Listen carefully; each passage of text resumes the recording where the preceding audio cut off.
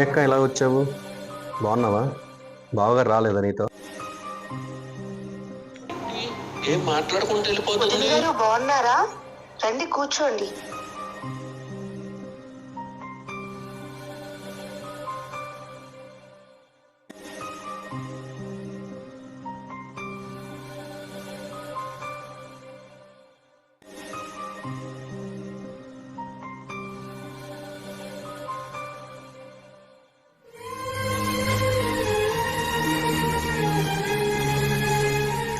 ఏమైంది? మీ అక్క మీ బావతో గొడవ పడి వచ్చి. హలో బాబా, ఆ, బాగున్నారా? బాగున్నాను. ఏమైంది బావా? అక్క ఇంటికి వచ్చింది, ఏమైనా గొడవ అయిందా? ఏం అడుగుతున్నా చెప్పట్లేదు. ఏమైంది బావా అసలు?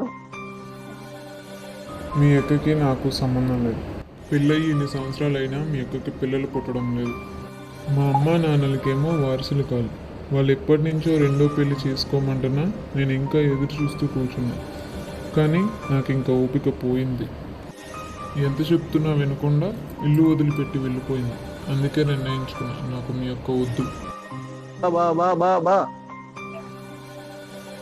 ఏమన్నారు అన్నయ్య గారు? తప్పంతా మీ అక్కదే కదా?